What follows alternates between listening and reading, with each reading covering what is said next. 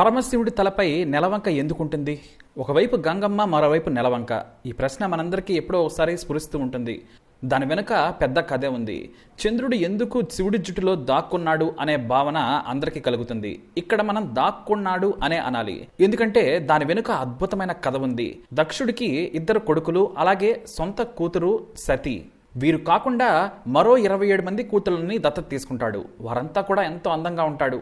ఒకరి అందం మరొకరికి ఉండదు, కానీ వారి అందం ఒకరిని మించి మరొకరికి ఉంటుంది.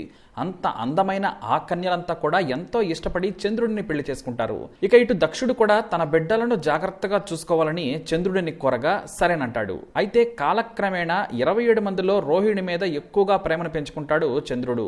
ఎందుకంటే ఆమె అందానికి తోడు అణుకువ, మాట తీరు చంద్రుడిని మంత్రముగ్ధుడిని చేస్తాయి.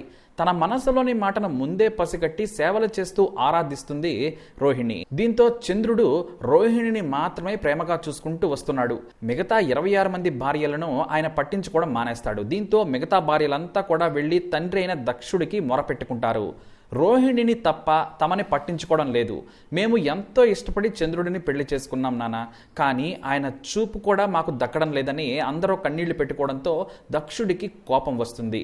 మొదట శుతిమెత్తగా చంద్రుడికి చెబుతాడు, నా అందరి కూతుళ్లను సమానంగా చూసుకుంటావని నీకు ఇచ్చి పెళ్లి చేశాను, కానీ ఇలా రోహిణిని మాత్రమే ప్రేమగా చూసుకొని మిగతా వారిని చిన్న చూపు చూడడం తగదని కూడా దక్షుడు హెచ్చరిస్తాడు. దీంతో చంద్రుడు కాస్తంత దిగి వస్తాడు. సరే, అందరినీ బాగా చూసుకుంటానని హామీ ఇస్తాడు. అలా కొంతకాలం గడిచిపోతుంది. కాలక్రమేణా మళ్లీ తన ప్రేమను రోహిణికి మాత్రమే పంచుతాడు చంద్రుడు. అయితే ఎంత చెప్పినా వినడం లేదని మరోసారి మిగతా వారంతా తండ్రికి ఫిర్యాదు చేస్తారు. ఎన్నిసార్లు చెప్పినా వినడం లేదని దక్షుడు చంద్రుడి మీద ఆగ్రహం వ్యక్తం చేసి ఒక్కసారిగా శపిస్తాడు.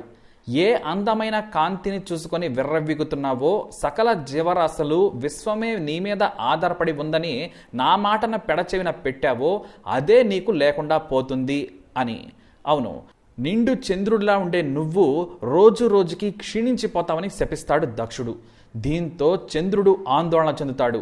నిజంగానే రోజు రోజుకి తన ఆకారం తగ్గిపోతూ ఉంటుంది.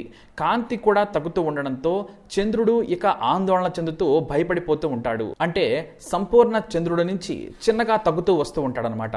పైగా సముద్రంలోకి జారిపోతూ ఉండడంతో చంద్రుడికి ఆవేదన కలుగుతుంది. చంద్రుడి కాంతి మీద ఆధారపడి జీవిస్తున్న పశుపక్షాదులు, జీవులు అన్నీ కూడా బ్రహ్మను వేడుకుంటాయి, మాకు జీవితాలను ప్రసాదించమని వేడుకుంటాయి.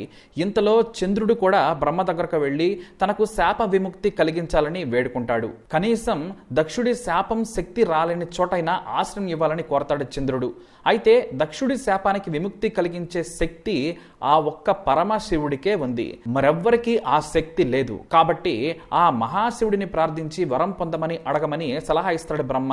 దీంతో చంద్రుడు ప్రభాస తీర్థకు వెళ్లి సరస్వతి నది పక్కన ఒక లింగాన్ని ఏర్పాటు చేసుకుని కఠోరమైన దీక్ష చేస్తాడు. శివనామ స్మరణతో 6 నెలలు తపస్సు చేసిన తర్వాత శివుడు ప్రత్యక్షమవుతాడు.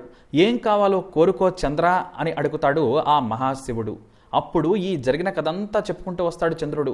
తనకు మళ్లీ నిండు రూపం కావాలని కోరుకుంటాడు. ఇలా తాను రోజు రోజుకి క్షీణించొద్దని వేడుకుంటాడు. అయితే దక్షుడి శాపాన్ని అంత సులువుగా తీసివేయలేం, కానీ నువ్వు కోరుకున్నావు కాబట్టి నీకు నిండు రూపం వచ్చేలా చేస్తాను. కాకపోతే ఒక షరతు, కృష్ణపక్షంలో నీ ఆకారం తగ్గుతుంది, శుక్లపక్షంలో నీకు నిండు రూపం వస్తుంది. అంటే ప్రతి 15 రోజులకి నువ్వు తగ్గుతావు, అలాగే ప్రతి 15 రోజులు నువ్వు మళ్లీ పెరుగుతావు అని ఆ క్షీణించిపోయిన చంద్రుడిని, అదే నెలవంకను తన తలపై పెట్టుకుంటాడు శివుడు. దేవాదేవుడి కొప్పులో ఉండడం కంటే నాకు ఇంకేం కావాలి అని చంద్రుడు అలాగే ఉండిపోతాడు. ఆ కొప్పులో నుంచే చంద్రుడు ప్రపంచానికి ఇలా వెలుగు చీకట్లు పంచుతూ ఉన్నాడు. ఆ మహాశివుడిని తలుచుకొని తపస్సు చేసిన ప్రాంతమే ఇప్పుడు సోమనాథ్. చంద్రుడు ఏర్పాటు చేసిన జ్యోతిర్లింగాలలో ఇది మొదటిది. పైగా ఆ పరమశివుడే నేల మీదకు వచ్చిన చోటు కావడంతో అందరూ కూడా సోమనాథ్ను ఒక్కసారైనా తరించి చూసి రావాలని కోరుకుంటారు. ఇది చంద్రుడి వెనక ఉన్న అసలైన కథ. అవే ఇప్పుడు మనకి పౌర్ణమి, అమావాస్యలుగా మారుతున్నాయి. చంద్రుడు తగ్గడానికి గల కారణం, పెరగడానికి గల కారణం ఇదే.